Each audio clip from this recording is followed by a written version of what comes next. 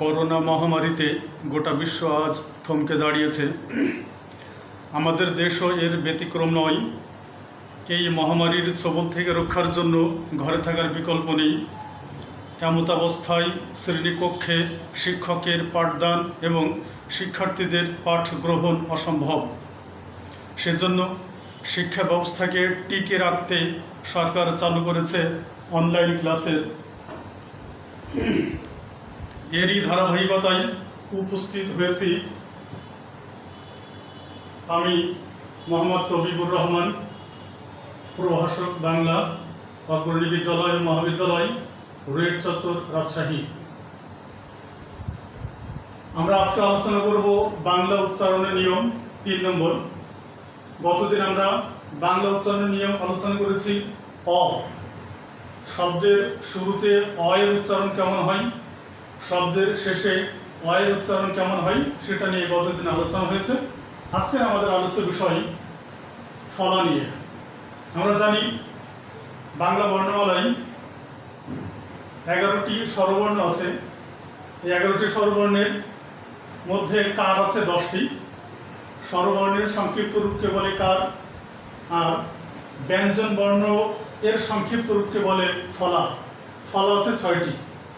এই 6টি ফলা মনে রাখার জন্য আমি ছোট্ট একটি গল্প বলবো। আমরা অনেকে শিং মাছ খুব পছন্দ করি, কিন্তু শিং মাছ কোটা কষ্টসাধ্য। শিং মাছ হচ্ছে কাটার কষ্ট সহ্য করাটা কষ্ট। তো এই শিং মাছ কোটার সহজ পদ্ধতি বলি। যদি অল্প একটু লবণ দেওয়া হয় তাহলে শিং মাছ খুব সহজে মারা যায়। আমরা যদি গল্পটি এভাবে বলি, শিং মাছ লবণে মারা যাবে, এই বাক্যের মধ্যে আমরা 6টি ফলা পাবো। লবণে মারা যাবে, ল ফলা, ব ফলা, ন ফলা, ম ফলা, র ফলা, জ ফলা। এই 6টি ফলা আছে। আজকে আমরা ফলায়ের উচ্চারণ নিয়ে আলোচনা করব। প্রথমে দেখব ব ফলায়ের উচ্চারণ। শব্দের শুরুতে যদি ব ফলা থাকে তাহলে সেই বয়ের উচ্চারণ হয় না। যেমন ত্বক একটি শব্দ,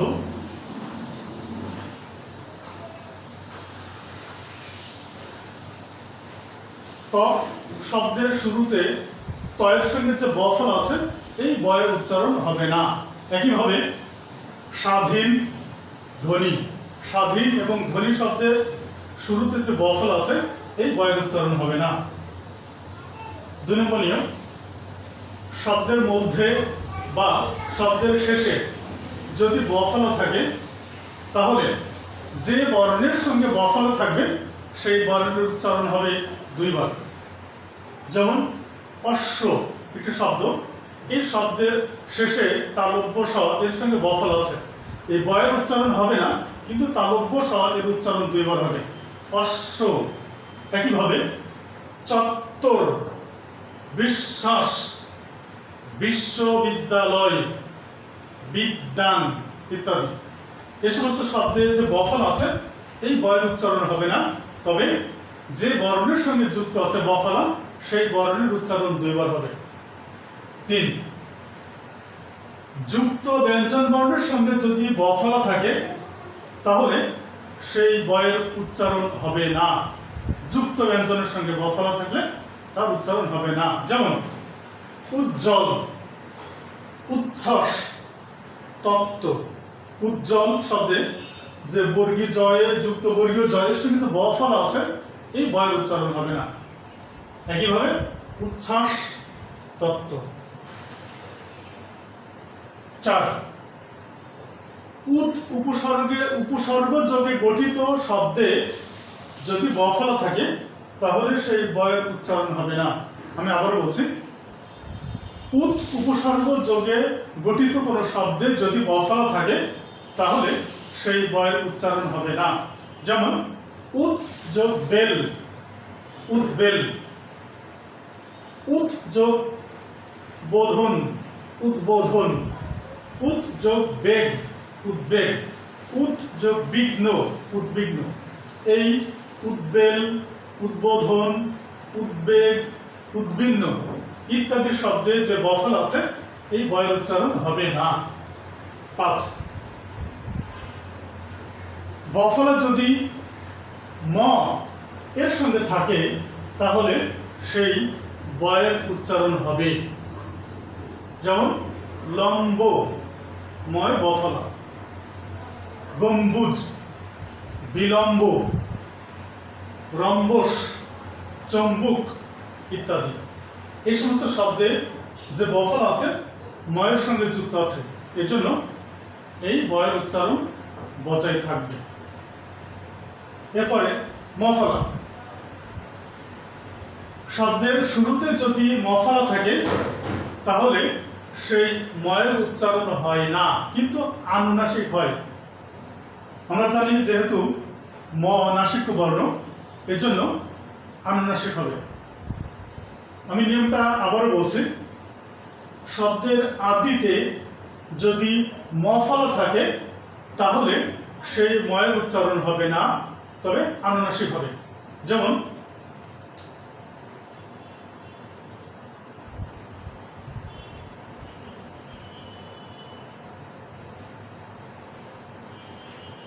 স্মৃতি একটি শব্দ, এই শব্দের শুরুতে মফলা আছে কিন্তু ময়ের উচ্চারণ হবে না, আনুনাসিক হবে। একইভাবে শ্মশান, স্মরণ এই সমস্ত শব্দের শুরুতে মফলা আছে, এই ময়ের উচ্চারণ হবে না। 2, শব্দের মধ্যে বা শব্দের শেষে যদি মফলা থাকে তাহলে যে বর্ণের সঙ্গে যুক্ত থাকবে সেই বর্ণের উচ্চারণ হবে 2 বার। যেমন আত্মা,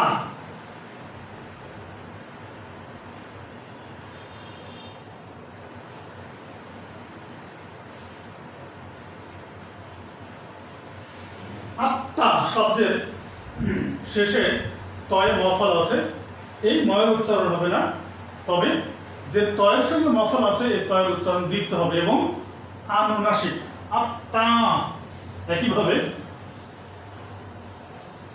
ভস্য, বিস্ময়, পদ্ম, রশ্মি, দৃশ্য ইত্যাদি শব্দের ময়ের উচ্চারণ হবে না।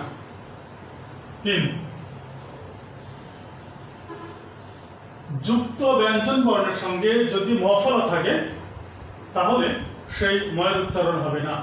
আমি আবারও বলছি, মফলা যদি যুক্ত ব্যঞ্জন বর্ণের সঙ্গে থাকে তাহলে সেই ময়ের উচ্চারণ হবে না। যেমন লক্ষ্মী, সূক্ষ্ম, এই লক্ষ্মী এবং সূক্ষ্ম শব্দের যে মফলা আছে এই ময়ের উচ্চারণ হবে না। 4, গ, উ, ট, মূর্ধন্য ন, দন্ত ন, ম এবং ল এই কয়টি বর্ণের সঙ্গে যদি মফলা থাকে তাহলে যে বর্ণের সঙ্গে যুক্ত থাকবে সেই বর্ণের উচ্চারণ হবে এবং ময়ের উচ্চারণ হবে। আমি আবারও বলছি, গ, উ, ট, মূর্ধন্য ন, দন্ত ন, ম এবং ল এই কয়টি বর্ণের সঙ্গে যদি মফলা থাকে তাহলে যে বর্ণের সঙ্গে থাকবে সেই বর্ণের উচ্চারণ হবে এবং ময়ের উচ্চারণ হবে। যেমন যুগ্ম, বাগ্ময়, কুটমল, ষান্মাসিক, চিন্ময়, বাল্মীকি ইত্যাদি শব্দে ময়ের উচ্চারণ বজায় থাকবে। জফলা, শব্দের শুরুতে যদি জফলা থাকে এবং সেই জয়ের পরে যদি অ অথবা আ থাকে তাহলে সেই জয়ের উচ্চারণ হবে এর মতো।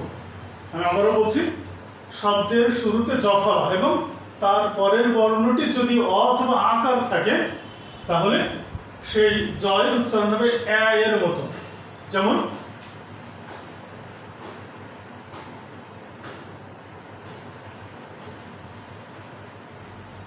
ব্যবসা বা ব্যবসা, এখানে যে জফল আছে এই জয়ের উচ্চারণ হবে এর মতো।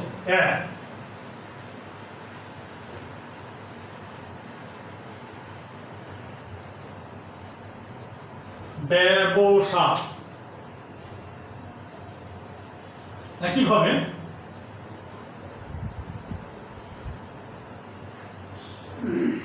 ত্যক্ত, ব্যবস্থা, ব্যাঘাত, এই সমস্ত শব্দে যে জফলা আছে তার উচ্চারণ হবে এ এর মতো। 2, শব্দের শুরুতে জফলা এবং তার পরের বর্ণটি যদি অ বা আ না হয়ে হ্রস্ব ই বা দীর্ঘ ই হয়, তাহলে সেই জফলা এর উচ্চারণ হবে এ এর মতো। এ, যেমন ব্যক্তি,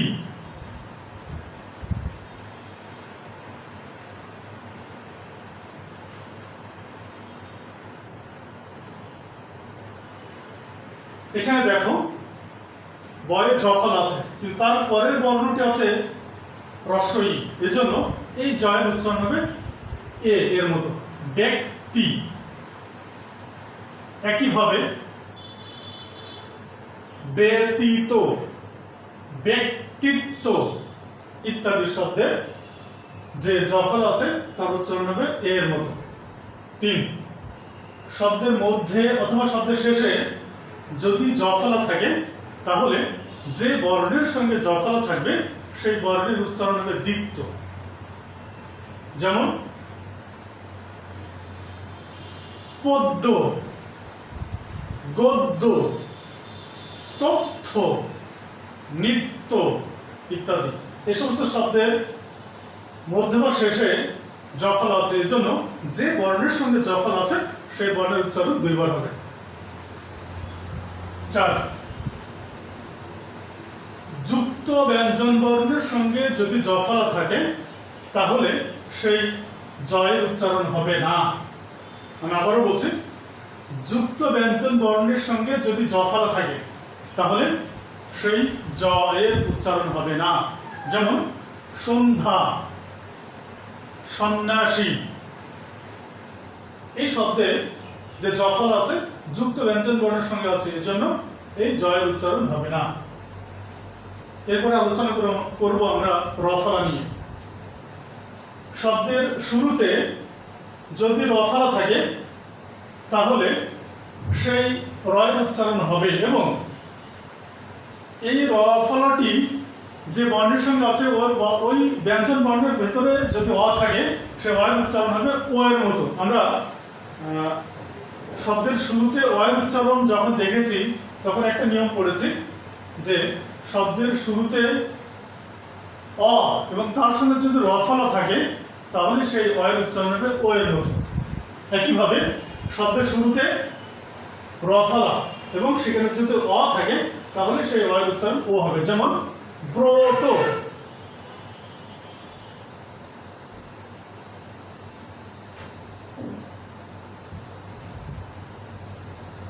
ব্রত। একইভাবে প্রধান, প্রশ্ন, গ্রহ, গ্রন্থ, শ্রম, শ্রমিক ইত্যাদি এই সমস্ত শব্দে যে রফলা আছে এই রয়ের উচ্চারণ বজায় থাকবে। 2, শব্দের মধ্যে অথবা শব্দের শেষে যদি রফলা থাকে তাহলে যে বর্ণের সঙ্গে রফলা থাকবে সেই বর্ণের উচ্চারণ হবে 2 বার এবং রয়ের উচ্চারণ বজায় থাকবে। আমি আবারও বলছি নিয়মটি, শব্দের মধ্যে অথবা শব্দের শেষে যদি রফলা থাকে তাহলে যে বর্ণের সঙ্গে রফলা থাকবে সেই বর্ণের উচ্চারণ হবে 2 বার এবং রয়ের উচ্চারণ বজায় থাকবে।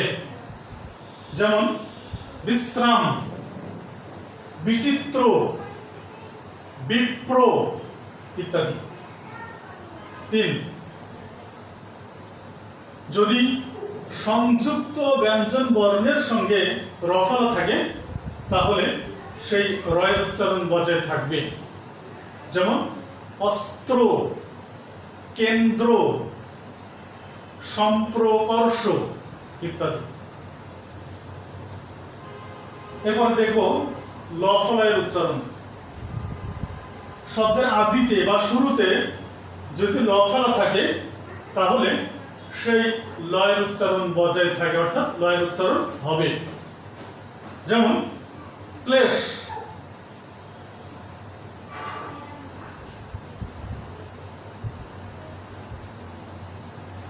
ক্লেশ শব্দের শুরুতে ল ফলা আছে, এই লয়ের উচ্চারণ বজায় থাকবে। একইভাবে প্লাবন, শ্লোক, শ্লেষ ইত্যাদি এই সমস্ত শব্দের যে ল ফলা আছে এই লয়ের উচ্চারণ বজায় থাকবে। আমরা আলোচনায় প্রায় শেষ পর্যায়ে এসেছি। লয়ের উচ্চারণ, ল ফলের উচ্চারণ দেখছি আমরা। শব্দের মধ্যে অথবা শব্দের শেষে যদি ল ফলা থাকে তাহলে যে বর্ণের সঙ্গে ল ফলা থাকবে সেই বর্ণের উচ্চারণ দুইবার হবে এবং লয়ের উচ্চারণ বজায় থাকবে। আমি আবার বলছি, শব্দের মধ্যে অথবা শব্দের শেষে যদি ল ফলা থাকে তাহলে যে বর্ণের সঙ্গে ল ফলা থাকবে সেই বর্ণের উচ্চারণ দুইবার হবে এবং লয়ের উচ্চারণ বজায় থাকবে। যেমন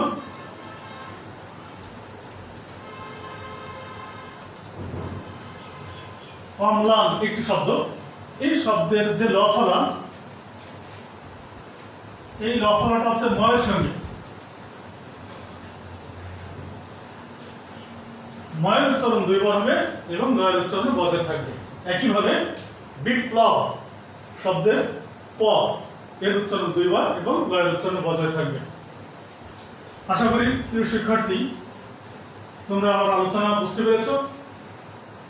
তোমরা যদি মনোযোগ দিয়ে আমার আলোচনা শোনো এবং দেখো তাহলে আশা করি তোমাদের ভবিষ্যতে কাজে লাগবে। আমি যে সমস্ত শব্দ ব্যবহার করেছি সব পরীক্ষা আসার মতো উপযোগী শব্দ ব্যবহার করেছি। ধন্যবাদ সবাইকে।